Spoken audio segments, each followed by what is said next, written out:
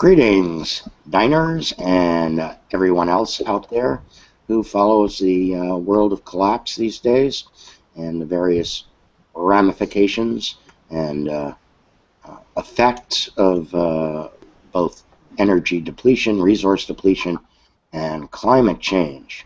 These two factors have been wreaking havoc around the world in various means and ways, and we talked about some of that a couple of weeks ago in a big vidcast that we did with many of my friends from around the collapse blogosphere.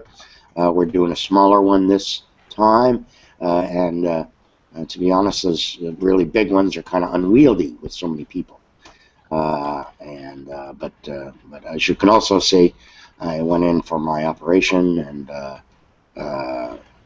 I wanted a chance before I went in there to talk with everybody, and so that was a fun thing to do, and it has done very well, actually. I think we have something like 9,000 views so far on those videos. But this video is about a slightly different topic, which is the geopolitical aspects of what's going on right now, rather than directly about the economy or energy or anything like that. And to start with, we're going to consider something that's become a very large problem now, which is the refugee problem. And the refugees are coming mainly these days, it appears, from Middle East and North Africa, MENA, and trying to migrate their way north into Europe, trying to get into Northern Europe, places where they perceive they might have a better opportunity to lead a peaceful life and get jobs and all the rest of those things that people aspire to. So I guess I'm going to start first with Ugo Bardi. Ugo is in Italy, and Italy is one of the places that's been mentioned in the news as a place where refugees are flocking to, crossing the Mediterranean in small boats and so forth. Jason Heppenstall, who writes on 22 billion energy slaves, was down in Italy for vacation, and he mentioned that every day at the beach he was seeing helicopters flying in, bringing in people from the water, swimmers, who probably jumped off boats or whatever like that, trying to avoid getting caught at the border, if you will. So anyway, Ugo, you're in Firenze, Italy, and so you want to tell us what you see there, what you hear in the news, and so forth? Well, what I can tell you from Florence in Italy is that we don't see really an emergency of any kind. We read about refugees on the newspapers, we hear about them in TV and in the media. Of course, we see images and on the internet, but really we do not feel like being invaded right now. Indeed, in Italy we have about 6 million foreigners resident out of a population of about 60 million. So we have already a large fraction of people coming from abroad. Most of them are well integrated, have been living here for years, for decades actually. So we have this new influx of refugees is rather small, but it's felt actually, mainly in terms of a discussion on the media. And to be frank, Italians appear to be rather opposed, not to say racist, but I think I could use that word. There is a lot of preoccupation. But then it is very difficult from the media to understand exactly what's happening, because the media are unreliable, they are sensationalistic, they tend to exaggerate or to minimize. So what can I say? Basically, no emergency, but a lot of preoccupation.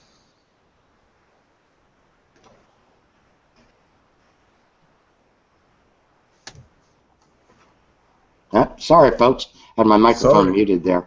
Oh, Which, your microphone died. yeah.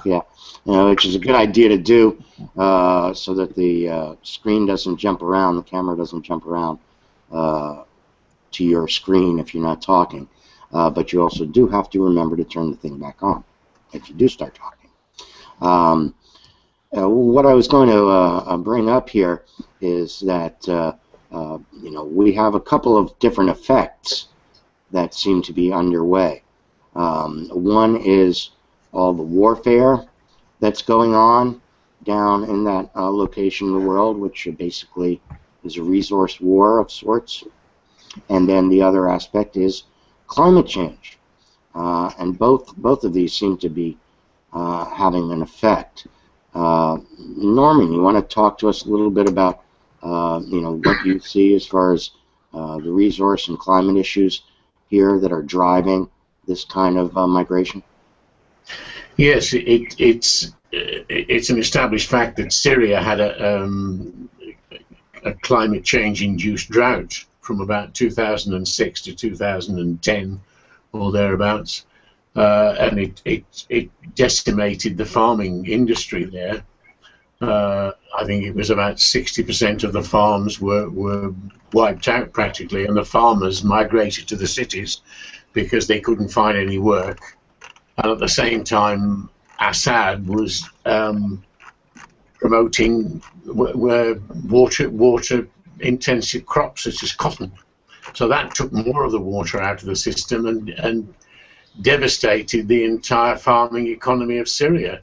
And the farmers then moved into the cities and clashed with refugees who were already there from Iraq of a different, and it's the religion thing comes into it, because Assad is a Shia, well, he's an Alawite, which is an offshoot of the Shia religion, and then they clashed with the Sunnis, and the Sunnis were demonstrating against the Assad regime quite peacefully, but the whole thing fell apart because it became violent. There were just too many people around, and they started fighting each other, and the whole thing escalated into, well, it is now civil war, isn't it, in Syria, and then it's the refugee problem stemmed from that.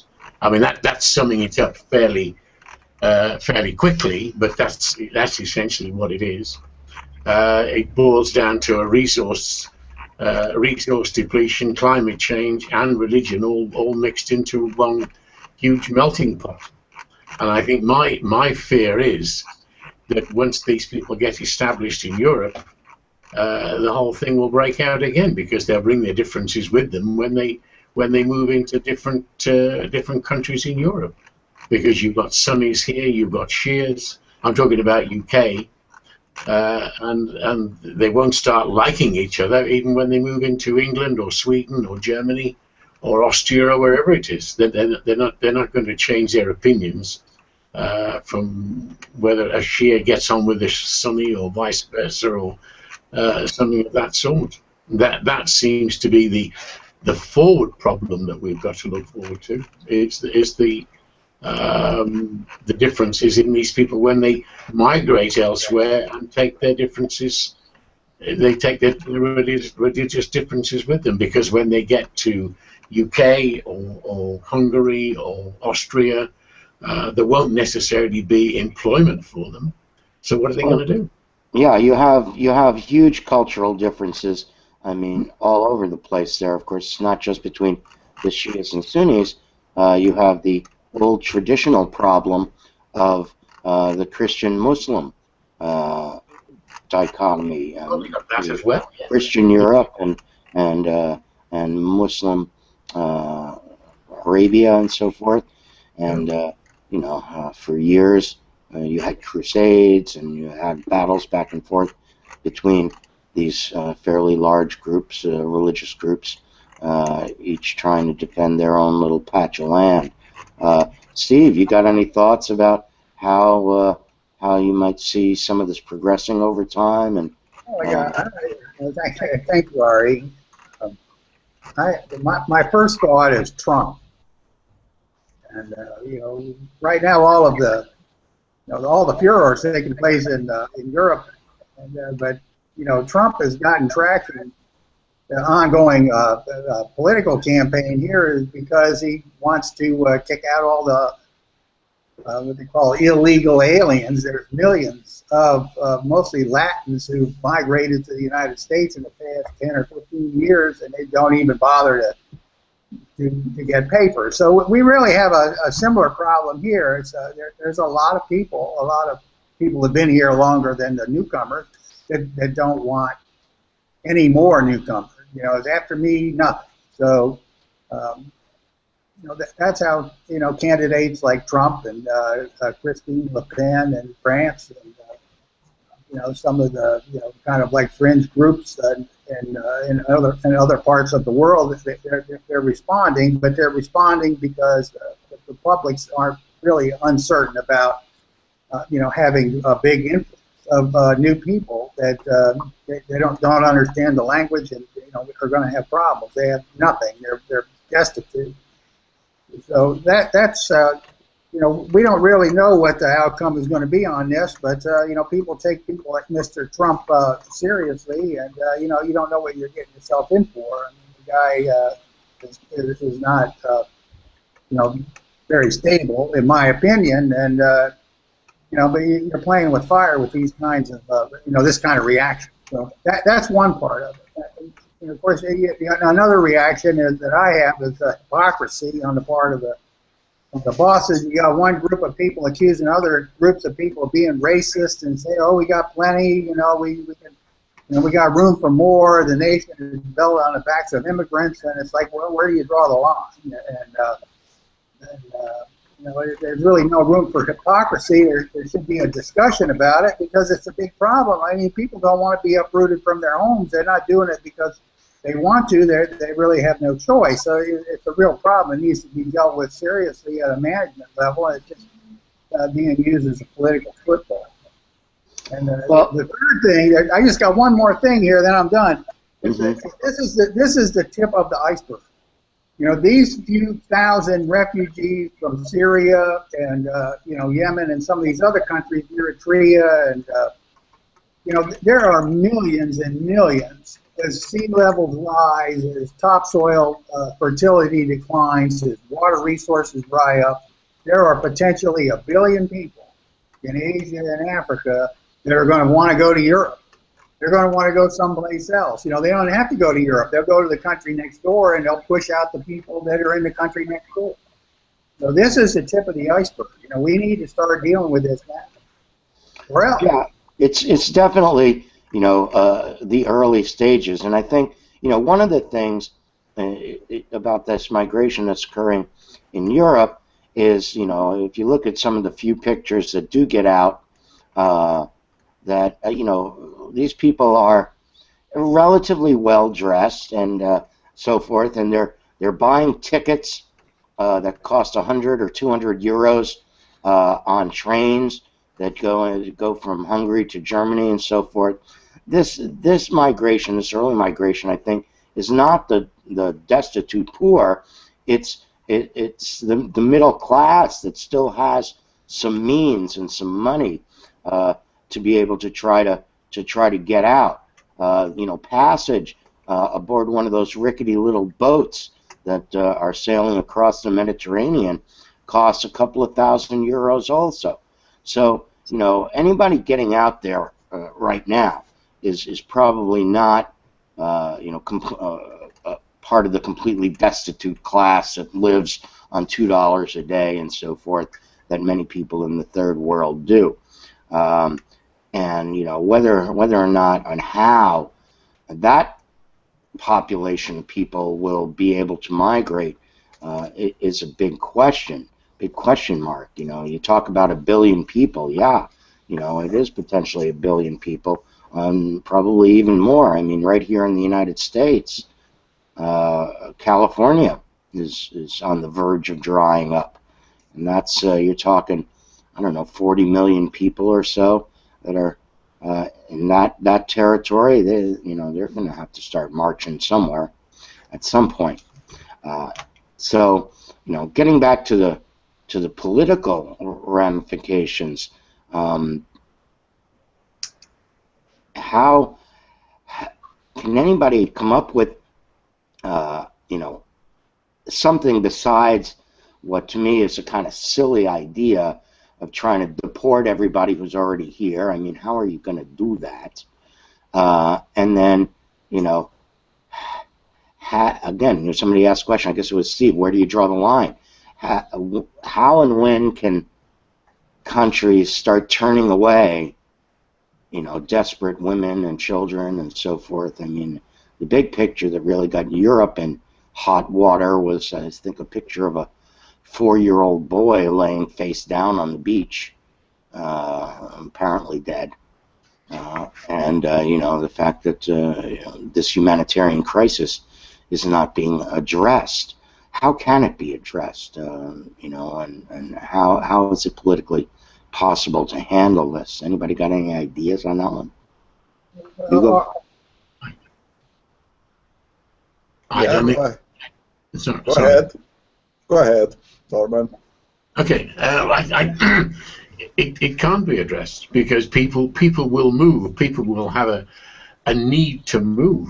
It doesn't matter whether you're walking to the next country overland, or whether you can afford to pay someone to traffic you 2,000 or 1,000 miles to Europe, to Sweden or England or Germany. The impetus to move is there. Because if you see, everybody's got modern media now. They can actually see shops full in Germany or Italy or England or wherever. The supermarkets are full. There's no food where they are, or it's very limited, or very insecure, so that they are going to move. And if they're being persecuted at the same time because of religion or whatever it happens to be, then if they got the chance, they will take it. As far as that seems to be the problem, and they will take their differences with them. Long term, they will take their differences with them. Well, this this sort of migration, it's not the first time in history that it's happened. I'm working on an article on this, and I was reading about the pogroms in Russia in the 1800s, when the Jews were basically forced out of Russia, and they were the underclass of their time in Russia, and they eventually migrated their way to places like Poland and Germany, and then came the 1900s, and of course we know what happened in the 1930s in Germany, and the Holocaust and the rest of that. The potential exists, in my opinion, for another similar type of reaction that came in the 1930s, and the main problem is that you're an order of magnitude greater now in terms of total numbers of potential refugees. There's 7 billion people on the earth now. In the 1800s, when the pogroms were going on, it was less than 1 billion. So you're empty space. You had empty spaces then. You had empty spaces for them to go to in the 1800s. That's the point, isn't it? I think. Yeah. And certainly in the Jewish movements of the 30s, no one could have. If the Germans killed 6 million Jews, no one could have taken in 6 million. I don't think it couldn't have happened, could it? If the opportunity had been there to take 6 million Jews out of the Poland and Germany and all the rest of it, I don't see where they could have gone. Well, at the time, a certain number were able to make the escape to America. Oh, and, yes, they were a number. The Statue of Liberty and all that. But yeah, that getting the entire crowd out of there, besides whether or not there was ability for another place to absorb them, you just have logistical problems. So, how many boats are there? How many trains? That appears to be one of the problems right now in Europe. In Hungary, I was reading that they actually just did not have enough train cars for all the people that wanted to buy tickets. So, then they start walking and all the rest of that. So, talk about your intractable problems. This is a really intractable problem. What do they? You wrote about that, Hugo, a while back. Wicked problems. Yeah, it's a wicked problem. Yeah. Now, Roger, that I tend to see things as in historical terms with a mirror, which is the Roman Empire. And the Roman Empire had many of the same problems we have today. And it had a problem of refugees that at that time were called barbarians.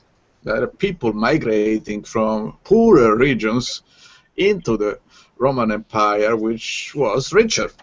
And for a certain period, the Roman Empire was aggressive, attacking the neighbors to steal what they had.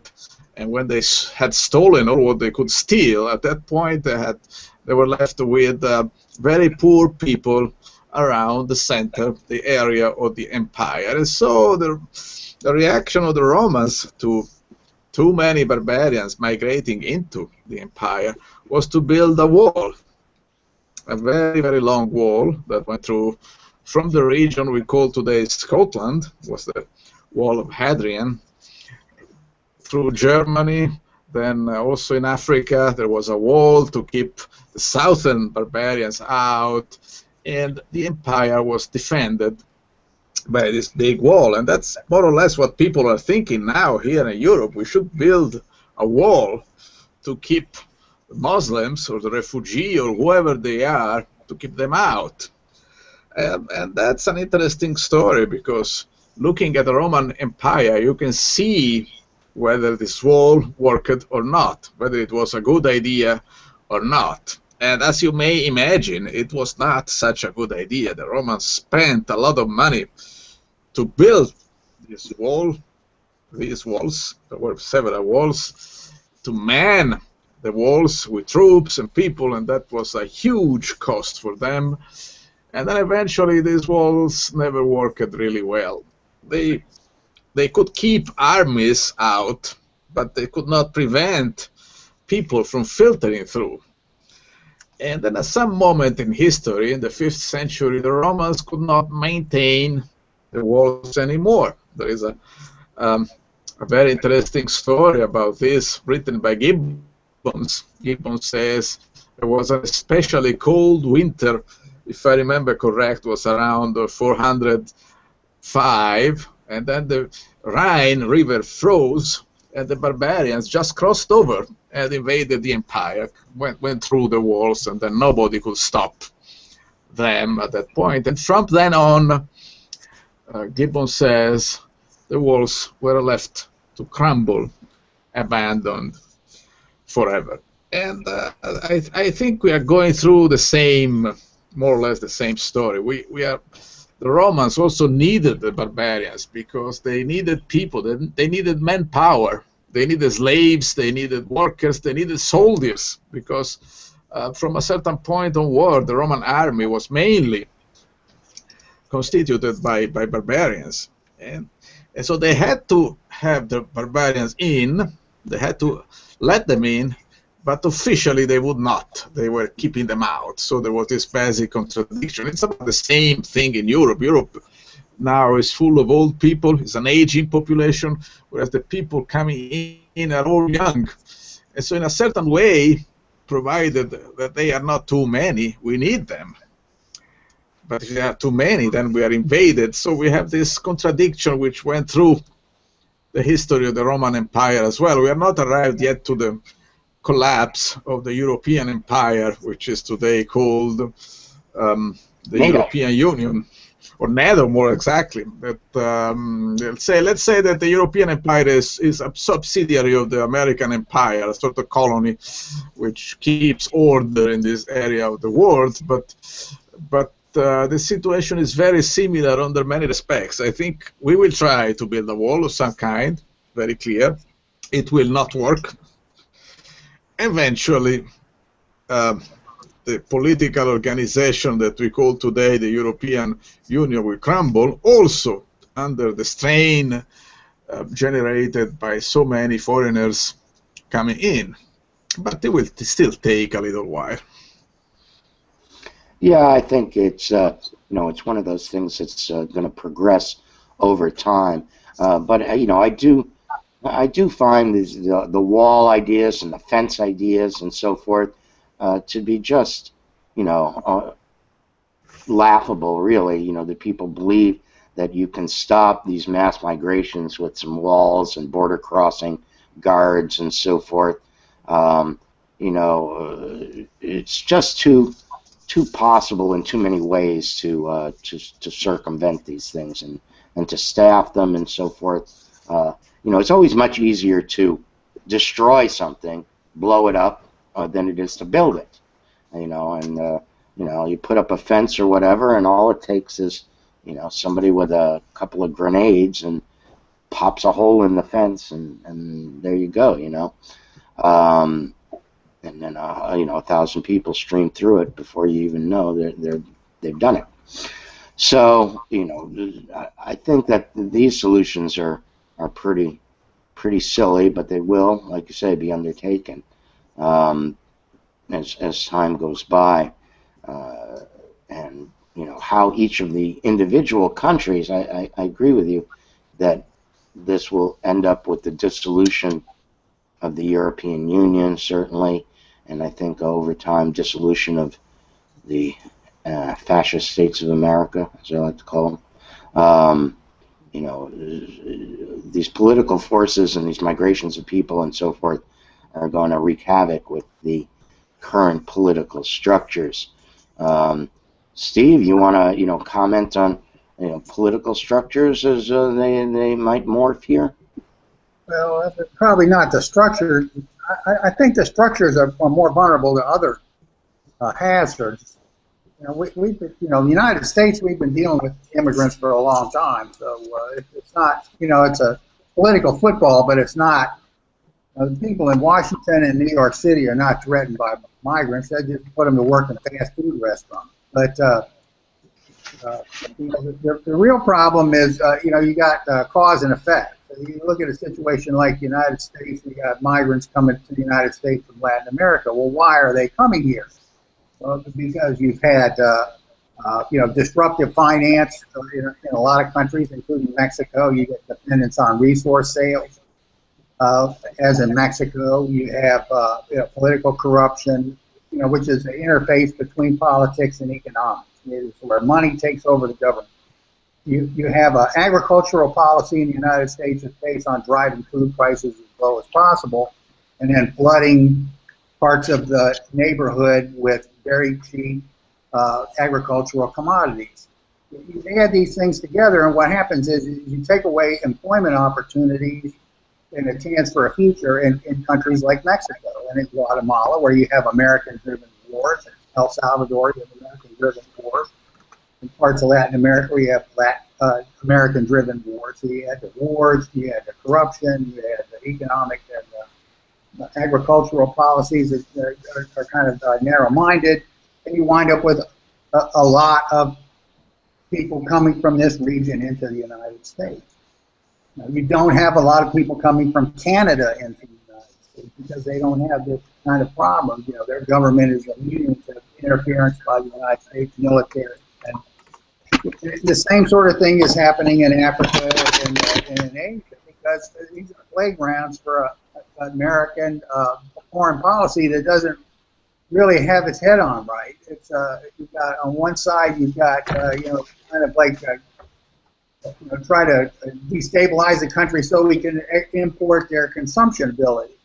Well, we're also going to have to import their excess population too. So, we got commandos and military bases and drones and all the rest all over the world, and there's a consequence to putting these things in action. So, we look and see the Middle East. We're responsible for the problem in Iraq. We're largely responsible for the problems in Syria. Other problems have to do with our relationship with Turkey. We don't really talk about the situation with Turkey, Saudi Arabia, and Iran. They're all fighting a proxy war. And definitely the problem with Turkey and Syria has to do with water resource, because Turkey's building all these upstream dams on the Tigris and Euphrates watershed. And the people are deprived of water downstream. You know, you've got these big, you know, relatively large entities all at loggerheads with each other. They don't really seem to have a strategy. They're kind of like beggar thy neighbor, and the consequence is, you know, millions of people that are, you know, forced out of their homes and way of life. Because that's part of the consequence of these wrong-headed policies. Well, and the you know, the constant outgrowth, if you will, of the industrial culture, I think, was you know, the driver of a lot of that kind of foreign policy. Well, particularly in agriculture. You know, that's where it really comes out, is in agriculture. La Francia insiste che se andiamo, però non possiamo portarci via Marina se andiamo via. Perché? I'm hearing something else going on in the background. Hello? Something, somebody got something on their. Interference. Perché la hawaiana. Is it me? I don't know. It disappeared. So, all right. Well, I don't think we're going to be able to solve the refugee problem here today. It's not. That's not going to happen. But this problem of our military, our attempted military conquest and control over all of these different places obviously led to a lot of nasty blowback, but it doesn't seem like we're getting much change from what is going on there, Hugo? A lot of action on Hugo's end. So, you know, All the rabbits are how do we motivate our policymakers and people who are running this military show to back off? Sorry, what? We got to hang a few of them from lampposts. Yeah, that's Yeah. that's been a traditional solution through history, and has had a moderate amount of success from periodically, but so far that business hasn't gotten underway yet in our main countries. Although it does seem to already be underway in certain of the peripheral nations that are sort of at the forefront of the battle. One faction killing another faction, or else. I mean, I think that's basically what's going on in Ukraine these days. That proxy war is being fought. And then, okay, I'm going to toss out another one. We talked about migrants, we talked about proxy wars, but the big question, I think, in a lot of people's minds, is that of the big three, that being the fascist states of America, China, and Russia. And when or if these nation states will go at loggerheads, and then, of course, the question of nuclear weapons that stems out of that. Anybody want to talk about the future as far as the main players, the big players are concerned? Are they going to get out of the proxy war game and actually go mano a mano with each other?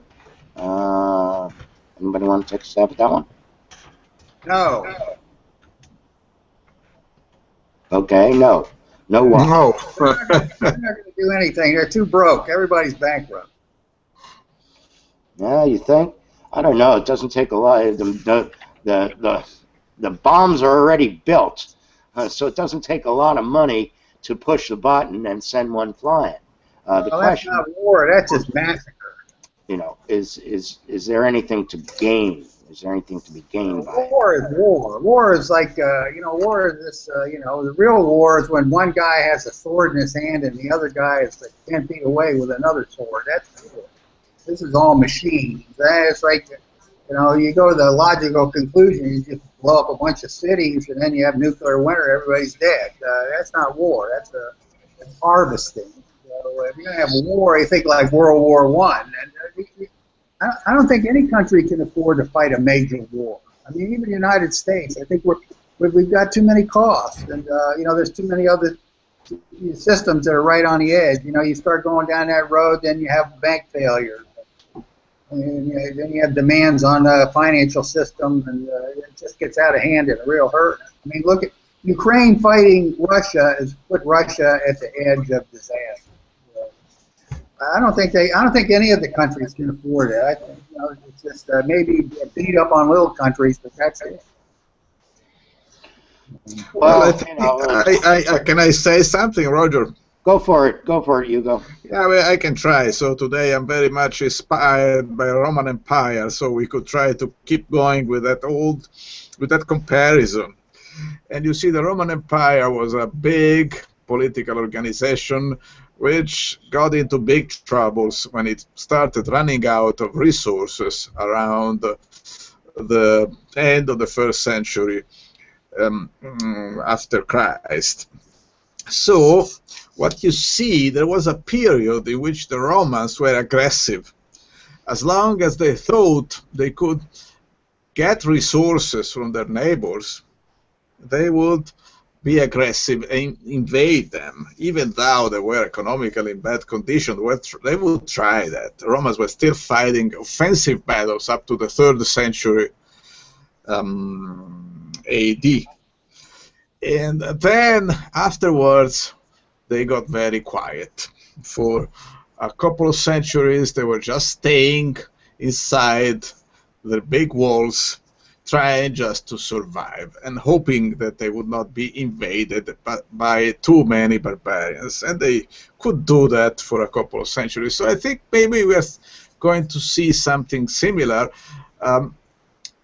Still, there are resources to be gained by means of war. So the West is still aggressive, very aggressive, because they think they can, it's still worth fighting a war, and the resources you can gather by fighting a war can repay the costs of the war, which may be, of course, a big mistake. And especially, as Steve was saying, if we have a nuclear war, then I mean, there is not so much to plunder from a country after you are bombed it with atomic bombs. You don't find much to be plundered there. So it may be a big mistake, but I think the evolution is there. It's a very aggressive phase that if we pass it without too much damage, then I think we'll quiet down a lot.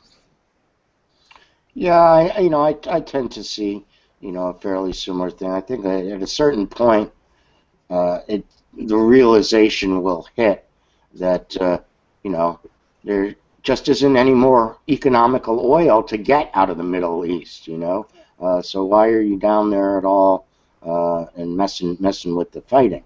And I think the progress appears to be rather more towards internal civil wars breaking out in many places, as opposed to these big international wars between large nation states of this type that you saw in World War I and World War II.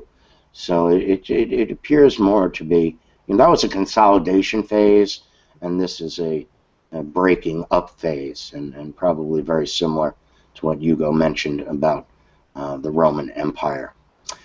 Anyhow, the geopolitics are complicated, and the issues of refugees is not going to go away anytime too soon. And how they will be dealt with over time also will take on many shapes and many forms in different places.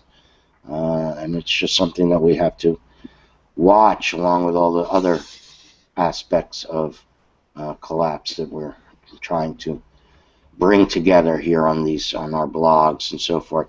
So anyway, with that, I'd like to give each of you guys a chance to close. Norman, you want to start with what you feel like things are going to happen here over time? I'm inclined to agree with Hugo that it will be civil wars on a smaller scale, but those civil wars could spill over and destroy the energy structure in Saudi and places like that.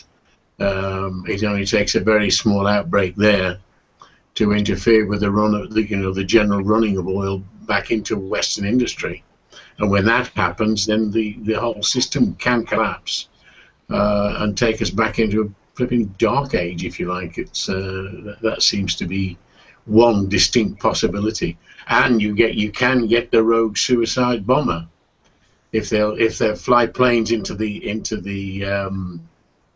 trade, the Twin Towers in New York. If those guys had been nuclear equipped, they would have done it, but they would have done it with nukes. No question about that. If they can get hold of them, I think they will. Yeah, it's there's a lot of places in the world that have nukes that are not the big three. I think I cataloged 9 different countries, and that includes India and Pakistan, North Korea, Israel, places that aren't exactly the most stable places with the most stable governments, and you don't know who's going to get a hold of what weapons and so forth. So that aspect of the less than sane people that are out there that can be in control can make a difference. Steve, you want to give us your close? Well, there's so many things happening at the same time right now. It gets hard to say, well, this is caused by that, and that's caused by something else, and they're all kind of working together to amplify. And, it's not going to take much to. A straw will break the camel's back at this point, and it can be anything. It could be, and I'm not going to speculate what it could be, but right now it looks like the banking industry is under a lot of stress. So. Any of the finances in any of these countries is going to have a problem, and it's going to ripple through all the banking. And, next thing you know, we got bank runs, and everybody's going to be worried about that, and going in checks too. Yeah, did you get rid of all your bugs there, Hugo? Yeah. Where's your mousetrap? Where's your mousetrap? You haven't used the mousetrap in like Yeah, so we have mouses, we have also, right now the big problem are mosquitoes. It's still very warm and very... It's got away! Yeah, we had a pretty buggy summer up here in Alaska too. Anyway, Hugo, any closing words? Well, that will be the moment in which I should say something intelligent, but I'm not sure I can think of anything really smart to say. Really, the situation is so complicated, so strange, so dangerous that you don't know what's going to happen. Really, it's impossible. I'm completely lost. Roger, there was a time when in my Italian blog, every year I used to make a prediction, a forecast for the year to come. Then I stopped. A couple of years ago, I stopped. It's become impossible. It is beyond my capabilities. So there is nothing to do but to hope for the best, because the situation is really difficult. Yeah, well, as they say, we live in interesting times. And on the predictions and the prognostications, the Cassandra work and Nostradamus work that we try to do, to me at this point, it's not the outcomes that are in question, it's just the timelines. You can see a path that we're moving along, and you can see where the problems are. You just don't know how it's going to all play out in your neighborhood and when that's going to happen.